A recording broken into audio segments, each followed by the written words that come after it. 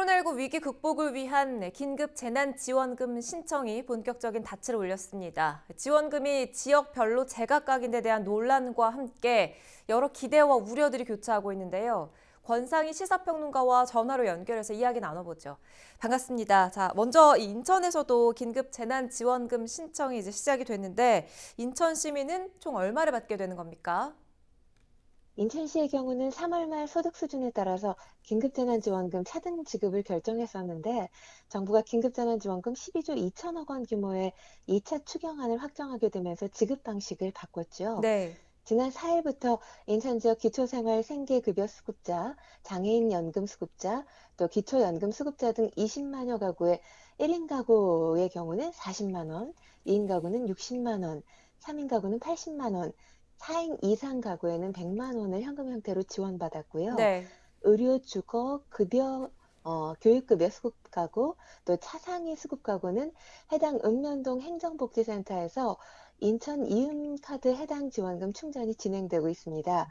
나머지 가구의 경우는 어제죠. 그러니까 11일부터 소득에 관계없이 저소득층과 동일하게 차등 지급되기 시작했는데 지자체 별도의 지원금이 책정돼 있지 않기 때문에 정부의 음. 긴급재난지원금만 받게 됩니다. 네, 정부 지원금 외에 각 지자체에서 지원한 금액을 합쳐보면 가장 많이 받게 되는 게 이제 경기도민인데요. 앞서 이 부천의 경우에는 도민 모두에게 재난기본소득을 지급하겠다는 이 경기도 결정에 맞서서 좀 논란이 되기도 했었죠.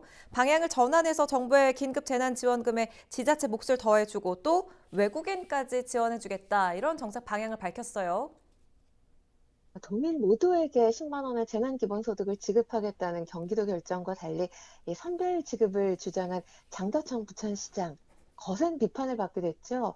그러면서 사과하게 됐고요. 네, 또 5만 원을 더해서 모든 부천 시민에게 1인당 15만 원의 재난기본소득을 지급했습니다. 네.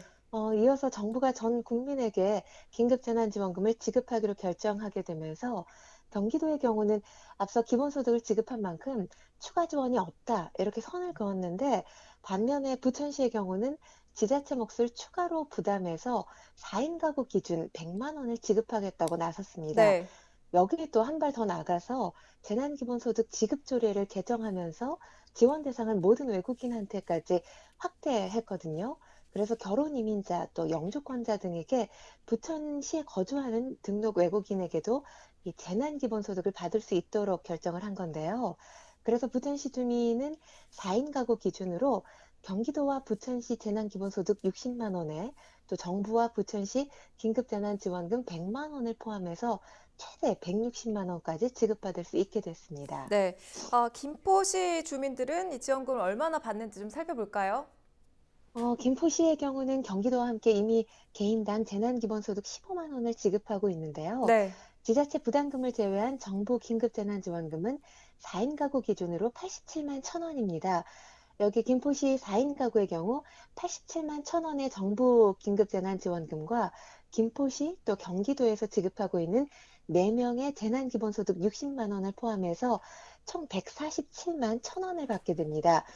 김포시 역시 부천시와 마찬가지로 결혼 이민자 또 영주권자에 대한 재난기본소득 지원 초읽기에 들어간 상황인데요. 관련 안건을 그러니까 내일이죠.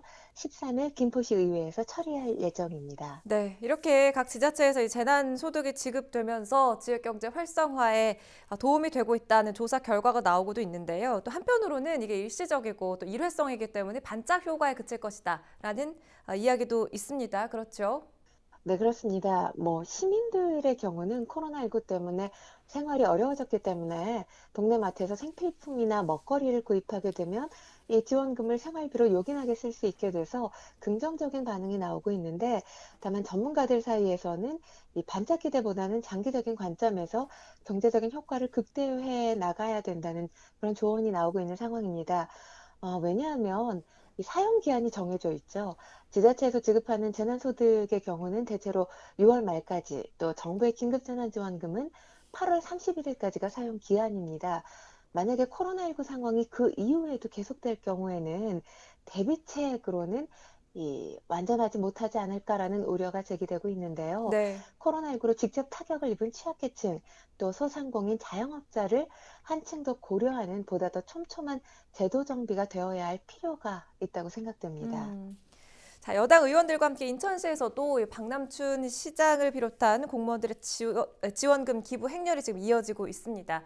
당정 줄다리기 끝에 전 국민 지급이 결정이 됐는데 그 전제 조건으로 달아놓은 이 자발적 기부에 대해서 엇갈리는 시각도 지금 나오고 있는데요. 모범을 보이겠다라는 좋은 의도이긴 하지만 이게 자칫하면 공직사회에서는 압박으로 보일 수도 있다 이런 이야기도 나오는 거거든요.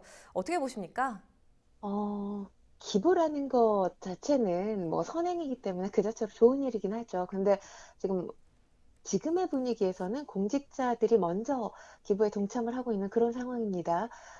그러다 보니까 이게 자발적 기부 참여를 유도한다기보다 때에 따라서는 압박이 되지 않을까 음, 이런 해석도 나오고 있는 상황이거든요. 네. 뭐 기부금이 정부의 고용보험 기부금으로 편입이 되죠.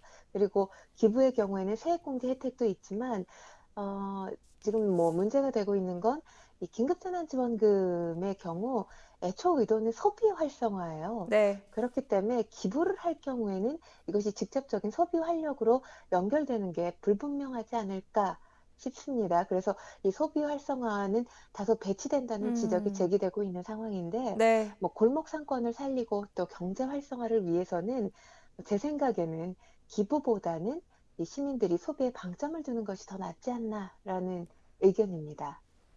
네, 이야기 잘 들었습니다. 권상희 시사평론가와 이야기 나눠봤습니다.